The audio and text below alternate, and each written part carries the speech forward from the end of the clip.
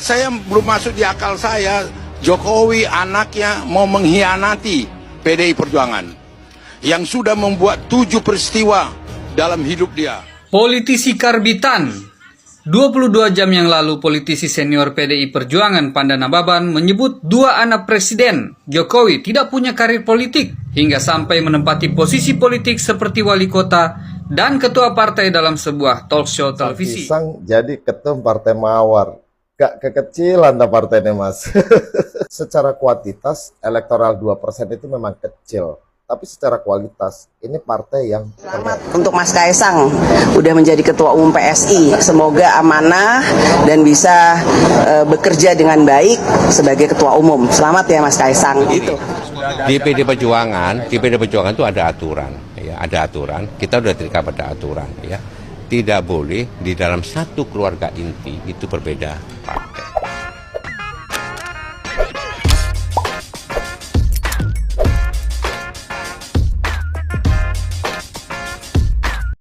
Saya belum masuk di akal saya, Jokowi anaknya mau mengkhianati PDI Perjuangan yang sudah membuat 7 peristiwa dalam hidup dia. 1 menantunya di Medan, 1 di Solo anaknya. Sekali dia gubernur, 2 kali presiden. Apakah tokoh politik seperti ini kemudian bisa berkhianat berbalik karena dendam sakit hati entah apa? Bahwa saya tidak melihat 1 milimeter pun ada kemungkinan sakit hati ketersinggungan Jokowi kepada Mega. Pengamat politik Universitas Al-Azhar Ujang Komarudin menilai sejumlah kritikan yang dilontarkan PDI Perjuangan baru-baru ini adalah bentuk kemarahan kepada Presiden Joko Widodo. Kritikan PDIP baru-baru ini yaitu terkait program lumbung pangan atau food estate. Selain itu, kata Ujang, PDIP juga melontarkan tentang karma politik kepada pemimpin yang tidak jujur. Ujang mengatakan kritikan pedas dan sikap PDIP itu jelas mengarah ke Jokowi. Penyebabnya, Ujang melihat Jokowi dianggap sudah berani melawan garis partai dengan mendukung Prabowo Subianto untuk maju sebagai Capres 2024. Menyerang Jokowi dengan food estate lalu menyinggung dengan kata-kata akan kena karma politik itu mungkin bentuk kekecewaan atau kemarahan PDIP kepada Jokowi yang dianggap di belakang layar mendorong-dorong koalisi PAN dan Golkar kepada Prabowo. Ujar Ujang kepada liputan6.com.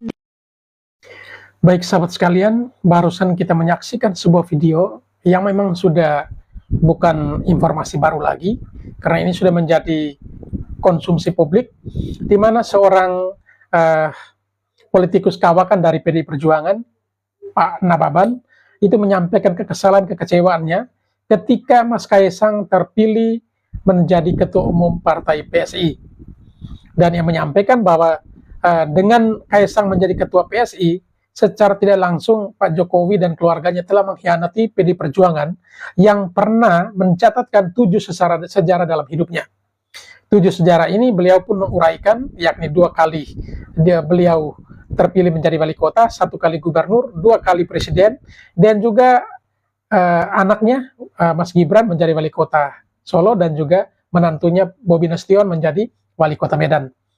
Dan jika benar demikian, maka ia menyampaikan bahwa Pak Jokowi telah mengkhianati partai PDI Perjuangan.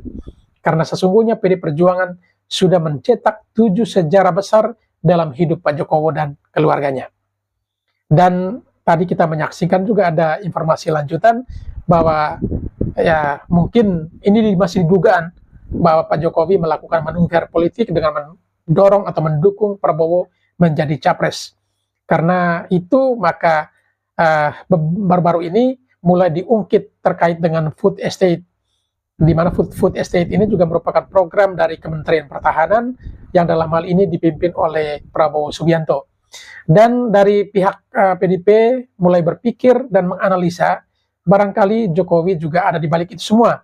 Karena awalnya Partai PAN maupun Golkar berada di dalam koalisi untuk mendukung Ganjar Pranowo, namun kaget PAN dan juga Golkar beralih atau mengalihkan dukungannya ke Prabowo Subianto. Lalu muncul terakhir informasi di mana Kaisang telah terpilih menjadi ketua umum partai PSI. Sekalipun partai PSI adalah partai kecil, tetapi dengan demikian secara tidak langsung sudah memukul atau menampar muka PDI Perjuangan. Kenapa? Karena Jokowi seorang kader PDI Perjuangan yang telah 2 kali menjadi presiden dari partai ini, tetapi justru anak kandungnya sendiri lebih memilih partai lain dan bahkan terpilih menjadi ketua umum partai. Dan ini jangankan PDI Perjuangan, siapapun dia pasti akan sangat kecewa. Oleh karena itu, politikus kawakan dari PDI Perjuangan, Pak Nababan tadi, mengungkapkan kekesalan atau kekecewaannya bahwa Pak Jokowi telah lupa 7 kali catatan sejarah yang pernah ditorehkan PDI Perjuangan dalam diri Pak Jokowi dan keluarganya. Jangan mengangkat isu-isu yang tidak disukai oleh anak-anak muda kita. PSI harus memiliki diferensiasi. Kalau dibandingkan dengan partai-partai yang lain, jangan ngikuti mereka.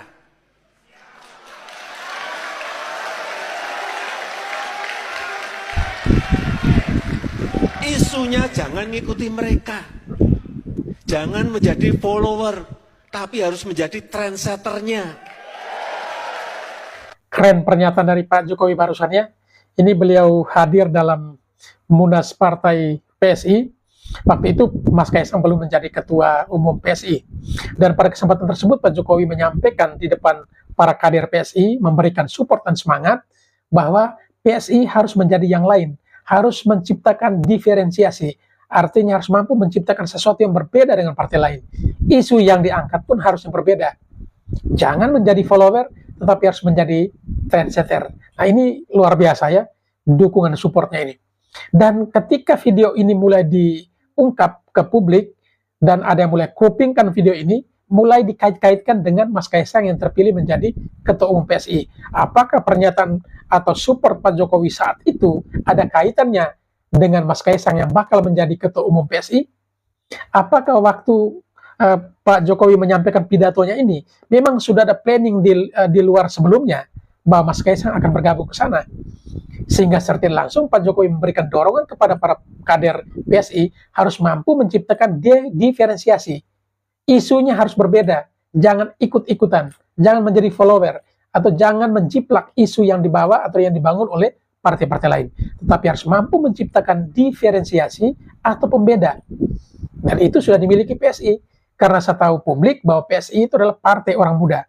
Dan sangat luar biasa Mas Kaisang pada kesempatan pelantikan yang menyampaikan pidato perdananya, ia pun menyampaikan bahwa ia memiliki ambisi akan membawa PSI bisa melewati ambang batas dari PT itu sendiri, yakni 4%. Dan itu pun didukung dengan data dan fakta di lapangan. Kurang lebih ada 7 lembaga survei yang menempatkan PSI berada di atas 5%. Artinya sudah melampaui ambang batas. Tinggal kapan, bagaimana untuk merealisasikan itu semua. Dan bukan hanya 1-2 lembaga survei, tapi bahkan 7 lembaga survei. Dan dengan adanya amunisi baru di dalam partai PSI, hadirnya Mas Kaisang setidaknya memberikan semangat juang kepada para kader yang notabene adalah orang-orang muda di dalam partai PSI. Sehingga pada kesempatan tersebut Mas Kaisang pun menyampaikan bahwa orang muda harus mampu berada di Senayan, harus menjadi objek aktif, jangan menjadi objek yang pasif. Karena selama ini memang anak-anak muda lebih banyak dijadikan sebagai objek pasif. Tetapi dengan harapan Mas Kaisang yang belum berusia 30 tahun, saat ini masih 29 tahun, tetapi diberikan kepercayaan besar menjadi Ketua Umum Partai PSI, tentunya semangat juangnya akan lebih menggelora sehingga membangkitkan semangat juang para kadernya. Dan kita akan nantikan dan buktikan kekuatan powerful yang dimiliki oleh Mas Kaisang dan juga privilege dari bapaknya yang seorang presiden yang memiliki tingkat kepuasan 80% penduduk Indonesia di akhir masa jabatannya, pasti tentu akan memberikan dampak besar terhadap partai PSI ini. Dan pembuktiannya kita akan saksikan atau kita akan lihat pada pemilu nanti di tahun 2024. Politisi karbitan. 22 jam yang lalu politisi senior PDI Perjuangan Panda Nababan menyebut 2 anak presiden Jokowi tidak punya karir politik hingga sampai menempati posisi politik seperti wali kota dan ketua partai dalam sebuah talk show televisi. Jika menganalisis pernyataan Panda Nababan, bisa diartikan bahwa Gibran dan Kaisang terkesan dipaksakan dan karbitan untuk dunia politik. Dan jika Panda berbicara masalah ini, maka bisa juga dipastikan ada keretakan parah di internal PDI Perjuangan terkait kekuasaan Megawati dan perlawanan Jokowi. ada pemaksaan anak-anaknya ini yang akan memperjuangkan mimpi dia untuk meneruskan dia punya karier politiknya. Artinya saya melihat terus terang aja semua itu pakai proses. Tidak ada yang apa, dan juga Jokowi juga mesti menyadari bahwa waktu wali kota Solo dan kemudian menantunya Medan itu betul-betul mendapat keistimewaan. Kenapa? Dua anak ini nggak punya karier politik sebelumnya. Beda dengan Jokowi, dia dulu di Kadin. Jadi Partai PD Perjuangan sudah excuse terhadap itu gitu loh. Terhadap anak dan menantunya? Iya, anak dua ini dan menantunya. Jadi perlu juga kita ingatkan kepada Jokowi untuk dia juga tidak membuat satu kesalahan-kesalahan di waktu yang lama. Bagaimana ini butuh proses, butuh waktu. Megawati sendiri dulu ketua DPC Jakarta Pusat. Ketua DPC dalam karier politik dia gitu loh. Tidak ada main di karbit-karbit begini. Baik, itulah beberapa pernyataan dari Pak Panda Nababan, seorang politisi senior dari Partai PDI Perjuangan. Beliau menyatakan sikap terkait dengan Kaisang menjadi ketua umum PSI. Dan beliau menyampaikan sepertinya Gibran dan Kaisang ini politisi karbitan. Kesannya dipaksakan oleh Pak Jokowi. Ya, sekalipun publik boleh menilai demikian, tetapi kalau memang ya ketika dipaksakan dan ternyata anak-anak muda ini menunjukkan kinerja yang plus, yang positif, kenapa tidak? Saya juga pernah menonton satu buah video wawancara dengan, kalau tidak salah, Pak atau Bung Kodari. Itu beliau menyampaikan apa? Banyak orang yang beranggapan bahwa Kaisang itu anak ingusan yang baru 29 tahun, belum menginjak 30 tahun, ya, sudah dipercaya menjadi ketua umum PSI, dan itu diragukan. Tetapi Bang Kodari menyampaikan bahwa perlu kita ketahui bahwa tahun 1930, ya, ketika perancangan untuk Indonesia merdeka dan muncul di depan publik seorang pemuda yang menyampaikan cita-cita dan niat untuk kemerdekaan Indonesia, yakni Bung Karno, saat itu baru umur 29 tahun. Sehingga menurut Bung Kodari, usia bukan menjadi ukuran, asalkan isi kepala, kemampuan, serta mampu membawa aspirasi rakyat, itu yang terpenting. Karena buktinya juga banyak orang yang mapan secara pengalaman juga akhirnya juga tidak bisa berbuat sesuatu yang lebih banyak, yang lebih berarti bagi rakyat. Tetapi dua anak dari Pak Jokowi ini dikatakan itu politisi karbitan. Tetapi sejauh kita lihat, dalam hal ini Mas Gibran, ya untuk kepemimpinan di Kota Solo juga tidak buruk-buruk kok di sana. Buktinya rakyat banyak yang menyukai dengan kinerjanya. Dan di sini kita membuktikan bahwa memang anak muda sudah saatnya untuk tampil. Jangan dibendung mereka punya potensi yang ada. Dan juga jangan membangun satu narasi bahwa urusan politik itu harus orang-orang tua, orang-orang yang punya pengalaman cukup. Ya pengalaman cukup, tetapi kalau kerjanya tidak untuk kepentingan masyarakat banyak, ya untuk apa? Tetapi ketika anak-anak muda yang punya mimpi besar, tampil ke publik, ya harusnya diberikan kesempatan juga. Nah, ketika dalam perjalanan mereka mengalami kesulitan, sebagai orang tua harus bisa memberikan support, perbaikan, dan lain sebagainya. Tetapi jangan belum apa-apa sudah di-cut. Anda tidak punya kans atau tidak pantas untuk duduk di posisi ini. Tetapi harusnya diberikan kesempatan juga. Ya, ini untuk urusan politik. Banyak hal juga anak muda sudah bisa memberikan sesuatu yang luar biasa dan mampu mengubah wajah dunia ini. Contoh praktis di dunia perkembangan saat ini teknologi. Banyak anak-anak muda, orang-orang muda, kaum milenial yang tampil justru memukau. Salah satunya Menteri Pendidikan kita, Pak Nadiem Makarim, ya, yang mencetuskan adanya Gojek. Dan di situ luar biasa. Dan ini memang tidak dipikirkan oleh kaum-kaum atau golongan-golongan tua. Harusnya hal-hal seperti ini juga bisa dilihat juga di sisi politiknya, secara politik. Tinggal anak-anak muda ini bagaimana caranya digembleng, didampingi untuk bisa diarahkan ke jalan yang benar. Ketika mereka sudah melenceng harus diingatkan. Tetapi kita yakin bahwa kemampuan secara individual yang mereka miliki pasti bisalah, asalkan mereka tidak terus digonggong, kemudian dimatikan semangatnya, lalu dikorup potensi dalam dirinya dengan mulai ungkapan-ungkapan yang setidaknya menekan mental mereka, tetapi harusnya diberikan support yang lebih, sehingga anak muda mampu mengubah Indonesia ini. menanti sanksi pemecatan Presiden Jokowi dari status petugas partai. Setelah anaknya bergabung dengan Partai Solidaritas Indonesia, apakah PDIP bernyali untuk memecat Presiden Jokowi ataukah justru Jokowi yang bernyali untuk menerima sanksi pemecatan dari PDIP? Entah, yang jelas pelanggaran yang terjadi sudah sangat jelas. Begini, di PD Perjuangan itu ada aturan, ya, ada aturan. Kita sudah terikat pada aturan, ya. Tidak boleh di dalam satu keluarga inti itu berbeda partai. Satu keluarga itu apa misalkan? Suami, istri. Oke. Suami, istri, apalagi anak. Itu ya, itu tidak boleh. Itu yang dilarang. Keluarga inti, ya.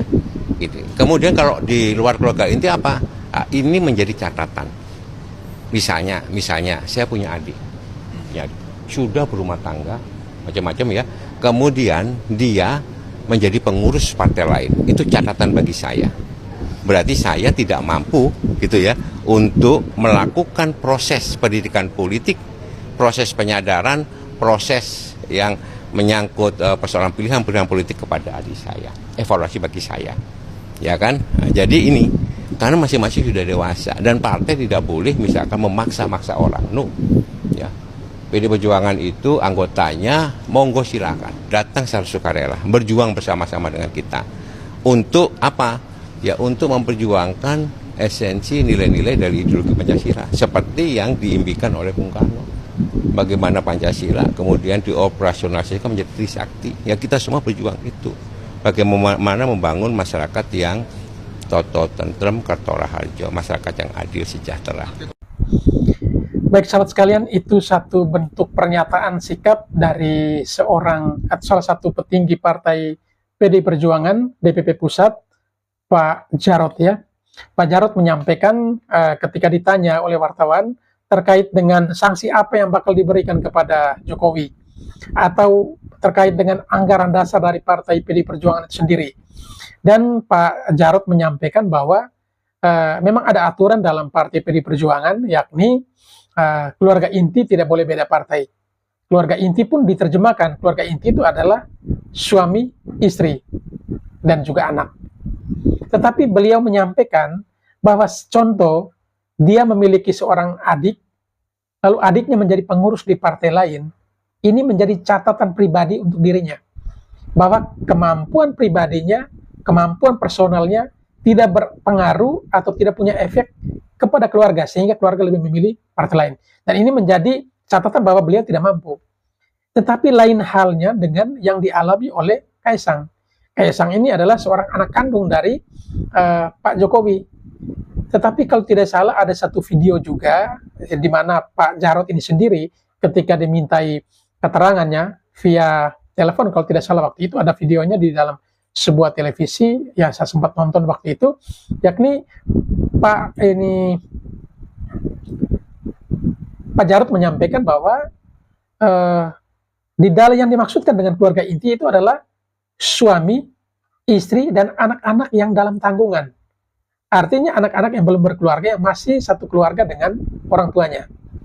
Tetapi ketika Mas Kaisang sudah menikah, sudah memiliki keluarga sendiri, tentunya juga dia punya hak untuk menentukan sikap politiknya. Tetapi lagi-lagi kalau dikaitkan dengan video barusan, Pak Jarod pun menyampaikan, jangankan anak ya, ini dicontohkan saudaranya saja. Jika saudaranya itu lebih memilih untuk mendukung atau masuk ke partai lain, berarti ini menjadi catatan pribadinya, bahwa ia tidak mampu mengayomi keluarganya sehingga keluarganya bisa membelot ke partai lain. Nah, kalau adik saja sudah dicap seperti itu, apalagi dengan anak kandung sendiri, yang dalam hal ini adalah Mas Kaisang lebih memilih partai lain ketimbang mendukung partai yang telah membesarkan orang tuanya dan juga keluarganya. Sang pisang jadi ketum partai mawar. Gak kekecilan dah partainya mas. Secara kuantitas elektoral 2% itu memang kecil, tapi secara kualitas ini partai yang keren. Kerjanya solid dan cepet banget. Lihat aja cara ganti ketumnya. Nggak norak kayak partai lain yang kadang-kadang sampai pengadilan bertingkat-tingkat. Asli norak kan. Kecil, gotong royongnya cepet dan kuat. Ini kayak semut. tapi semut merah ya. Saking kecilnya nih semut merah, jika dibandingkan sama banteng, buset ya. Semutnya nggak kelihatan, tapi cerita kuno yang kita sering dengar waktu kecil, dongeng, bilang kalau semut bisa masuk ke kuping banteng. Bantengnya jadi mau obat mabit, nggak karuan, tabrak sana, tabrak sini, karena panik dan lama-kelamaan nih banteng tumbang sendiri, walaupun semutnya belum gigit. Apa iya bantengnya panik? Cek YouTuber banteng yang mereview bahwa bisnis sang pisang ada beberapa yang tutup alias collab. Apa hubungannya ya, kok jaga sembung bawa golok sih? Ini adalah hal paling positif dalam dunia kepartean dalam beberapa dekade terakhir ini. Belum ada satu partai pun yang berhasil merepresentasikan apa itu demokrasi dengan cara ala-ala stand up comedy. Asli, gua sendiri tertarik sama Partai Mawar. Dari 17 partai, 16 partai menurut gua udah kuno semua. Lebih cocok ditaruh di museum demokrasi daripada di demokrasi yang ala-ala sekarang ini. Jadi selamat buat sang pisang. Dan teruslah guyur ruang publik ini dengan demokrasi yang ala-ala stand up comedy. Nggak bikin ngantuk dan membahagiakan. Keren, lanjut terus. Keren pernyataan dari netizen barusan. Ya, beliau melihat Mas Kaisang yang adalah seorang pengusaha, memiliki perusahaan franchise yang namanya Sang Pisang, itu memiliki outlet hampir di seluruh Indonesia, dan saat ini beliau beralih dari pengusaha menjadi seorang politikus. Bahkan ketika dapat kartu anggota, dalam hitungan hari langsung menjadi ketua umum partai. Dan beliau menceritakan atau mengaitkan cerita ini dengan cerita atau dongeng waktu dulu waktu masih kecil, yaitu tentang semut merah. Ya, semut merah dan gajah kalau tidak salah waktu ceritanya, tapi ini dikaitkan dengan banteng. Ya, ketika dibandingkan sosok atau dua binatang ini, memang semut hampir tidak kelihatan jika dibandingkan dengan banteng. Tetapi ketika yang masuk ke kupingnya, lalu terjadilah bagaimana banteng itu tabrak sana tabrak sini. Tapi itu hanya sebuah cerita jika dikait-kaitkan dengan keadaan saat ini. Jadi kalau memang Mas Kaisang menjadi ketua, memang banyak sekali informasi yang terjadi di luar. Ada yang pro, ada yang kontra, ada yang mendukung, ada yang mencerca habis-habisan ketika Mas Kaisang memutuskan dirinya untuk menjadi ketua umum partai PSI. Tetapi ada satu hal yang cukup bagus. Ya, saya pernah nonton satu buah pernyataan di dalam sebuah video oleh seorang netizen. Dia katakan begini, memang mental pengusaha itu seperti itu. Karena pada prinsipnya Mas Kaisang adalah seorang pengusaha. Dan mental pengusaha itu apa? Sekalipun usaha atau perusahaannya itu kecil, yang penting ia menjadi bos di dalamnya. Bukan menjadi orang yang makan gaji di dalamnya. Nah, ini kalau dikaitkan dengan situasi politik saat ini, Mas Kaisang lebih memilih ya partai kecil pun, tetapi saya ketua umumnya, daripada masuk di partai besar, tetapi saya menjadi petugas partai atau hanya seorang kader. Nah, ini kalau dikaitkan antara politik dan bisnis memang berbeda. Tetapi mental bisnis yang sudah tertanam di dalam diri Kaisang, ya tentunya bisa dibuktikan. Sekalipun hanya jualan pisang, tetapi dia membuktikan pisang itu juga satu sektor atau satu unit bisnis yang menjanjikan, sehingga ia memiliki brand ternama yang mungkin banyak orang tahu, Sang Pisang ya. Sang Pisang itu memiliki outlet hampir di seluruh Indonesia. Dan ini hanya olahan pisang saja. Tetapi karena mental bisnis yang sudah tertanam dalam diri Kaisang, ia membuktikan bahwa hanya dengan jualan pisang saja dia bisa sukses. Dan ia tidak pernah berpikir muluk-muluk harus masuk di sebuah perusahaan besar yang ternama, tetapi di situ hanya menjadi seorang karyawan. Tetapi ia lebih memilih, walaupun Sang Pisang itu perusahaan kecil, tetapi ia menjadi bos di dalamnya. Dan pilihan politik pun demikian. Ia lebih memilih partai yang kecil, tapi langsung jadi ketua umum. Ketimbang masuk di partai besar, tetapi hanya menjadi petugas partai. Mungkin kurang-kurang seperti itu.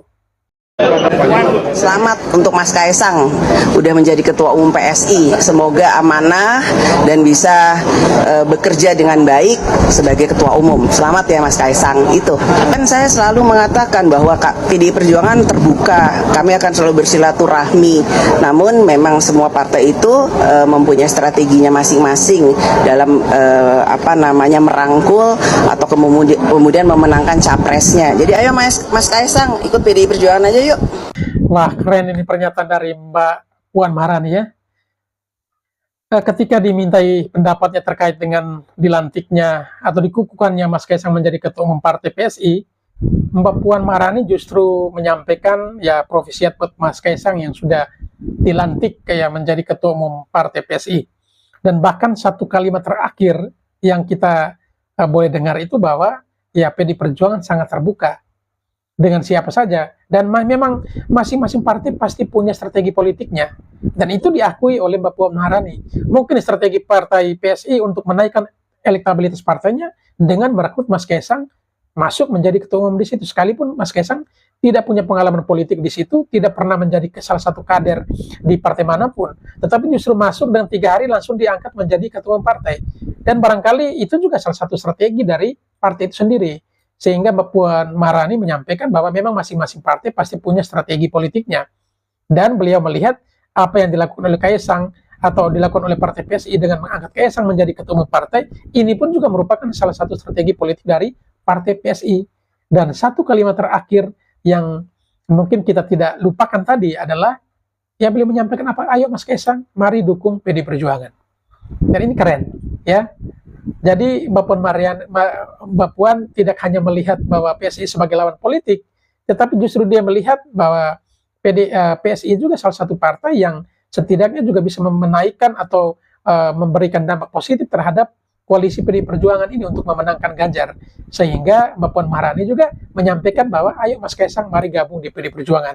Artinya mari berkoalisilah dengan PD Perjuangan untuk memenangkan Ganjar Pranowo. Bedaan pidato Kaesang dan anak Surya Paloh.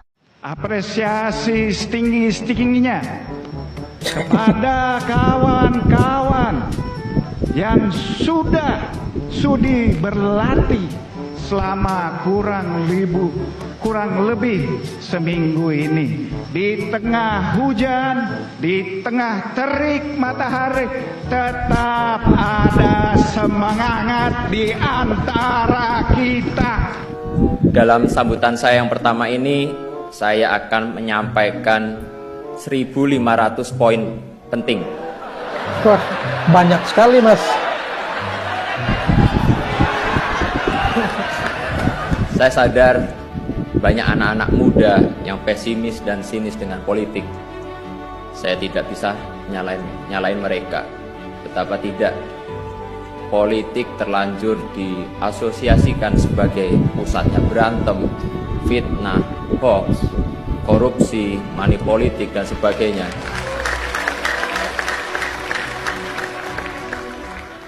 Yang kayak gitu nggak usah ditepuk tanganin. Gaya bicaranya Mas Kaisang barusan memang mirip sekali dengan bapaknya Pak Presiden Jokowi ya. Dan dalam video ini dibandingkan dua figur ya, dua pemuda, yakni salah satunya adalah putra dari Surya Paloh dari Partai Nasdem dan juga Mas Kaisang. Bagaimana cara berpidatonya? Kalau putra dari Pak Surya Paloh ya omongnya berapi-api tetapi agak sedikit belepotan. Tetapi kalau Mas Kaisang pelan namun pasti dan menghibur. Dan itu memang ciri khas dari Pak Jokowi, mulai turun ke Mas Gibran sampai ke Mas Kaisang, gayanya hampir sama. Dan satu hal yang membuat saya cukup tertarik adalah pernyataan dari Mas Kaisang barusan. Selama ini memang politik itu sudah terlanjur diasosiasikan sebagai tempat orang berantem, urusan orang-orang tua dan lain sebagainya. Sehingga menyebabkan anak-anak muda itu pesimis dengan politik. Tetapi saya yakin dan percaya, seorang Mas Kaisang yang usianya saja belum sampai 30 tahun, baru 29 tahun, tetapi sudah bisa menjadi ketua umum partai, paling tidak ini mau memberikan support yang positif kepada anak-anak muda kita, bahwa politik itu tidak hanya untuk urusan orang-orang tua, tetapi adalah urusan anak-anak muda juga. Karena nasib bangsa ini tidak terlepas dari pundak anak-anak muda. Dan kita sangat yakin di dalam kepemimpinan Mas Kaisang untuk di Partai PSI tentu akan bisa memberikan perubahan yang signifikan dan juga paling tidak membangkitkan semangat anak-anak muda untuk masuk dalam dunia politik. Semuanya harus optimis bahwa PSI bisa masuk. Ini menarik, ini sangat menarik. Saya suka banget dengan percaturan politik Pak Jokowi ya. Nah, aku cuma mau kasih paham ya. Sejatinya warga Indonesia itu tidak melihat siapa partainya, tetapi siapakah yang akan menjadi presidennya. Pribadi seperti apa? Individunya yang dilihat coy, bukan partainya. Sepakat, Mbak. Lalu masyarakat Indonesia setelah melihat kinerja pribadi orang itu baru melihat siapa partai yang mengusungnya. Ingat partai ya, kamu memilih calonmu karena kau melihat kepribadiannya yang pantas untuk duduk di situ sebagai pemimpin, bukan karena kamu yang ngatur-ngatur dia. Masyarakat sudah pintar ya, siapapun partainya kalau nggak becus calonnya. Baik, sangat sepakat sekali dengan pernyataan Mbak Satu ini, ya, barusan yang menyampaikan bahwa soal partai itu urusan kedua, yang penting figurnya dulu. Karena rakyat Indonesia sekarang sudah pintar, mereka tidak mempersoalkan partainya, tetapi melihat siapa figur di dalamnya, kepribadiannya seperti apa, sehingga itulah yang dipilih, bukan partainya. Saya sangat sepakat. Jika kita ilustrasikan seperti sebuah kendaraan, ya sekalipun kendaraannya bagus, ya umpamakan mobil, ya, mobilnya itu keren, bagus, luar biasa, tetapi saya sebagai seorang penumpang akan yakin dan percaya bukan di kendaraannya, tapi siapa sopirnya. Karena hanya sopir yang punya kemampuan, ya, yang punya skill yang bagus, akan membawa saya ke tempat tujuan dengan selamat. Sekalipun mobilnya biasa-biasa saja. Tetapi apa artinya mobilnya mewah, tetapi sopirnya sendiri saya ragukan. Apakah saya bisa tiba sampai di tempat tujuan itu dengan selamat atau tidak? Sehingga pernyataan Mbak tadi saya sangat sepakat sekali. Sehingga ya bisa menepis anggapan orang bahwa Mas Kaisang itu anak politisi karbitan, ya anak ingusan yang dipaksakan dan sebagainya. Saya sangat yakin bahwa PSI pasti akan menjadi partai yang luar biasa di bawah kepemimpinan Mas Kaisang. Ya, karena mental pebisnis itu sudah tertanam dalam diri Mas Kaisang. Ia menunjukkan ya bukti bahwa anak-anak muda itu bisa sukses. Dari bisnis ia sukses dan tidak pernah mencampur adukan bisnisnya dengan urusan politik, dalam hal ini bapaknya sebagai seorang presiden. Mereka anak-anak Pak Presiden, Mas Gibran dan juga Mas Kaisang ya bergerak di sektor bisnis, tidak pernah mengandalkan orang tuanya. Tetapi mereka membuktikan kepada publik bahwa anak-anak muda juga bisa hebat, bisa sukses. Dan ini sangat menginspirasi anak-anak muda kita. Sehingga pernyataan Mas Kaisang tadi juga saya sangat sepakat sekali bahwa ya sayangnya politisi tidak diminati anak-anak muda. Kenapa? Karena sudah terlanjur diasosiasi bahwa politik itu adalah urusan perdebatan, pertikaian, dan lain sebagainya di dalamnya. Sehingga anak-anak muda itu malas. Tetapi dengan hadirnya Mas Kaisang, paling tidak bisa memberikan inspirasi yang positif kepada anak muda kita bahwa politik itu baik. Karena apa artinya negara kita ini berkembang dan tidaknya kalau politiknya tidak bagus. Jika suhu politiknya bagus, tentu akan berdampak pada sektor-sektor lain. Sehingga anak muda harus bisa menjadi objek aktif di dalamnya. Jangan lagi menjadi objek yang pasif. Dan itu harapan Mas Kaisang. Sehingga kita nantikan Mas Kaisang, kami sangat support.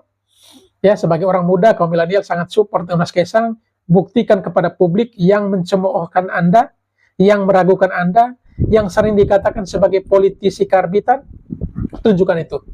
Bahwa pernyataan mereka itu keliru, sehingga mereka akan malu sendiri dengan pernyataannya ketika kelak Anda membuktikan bahwa mimpi besar Anda bisa terakomodir melalui partai PSI yang mungkin kecil.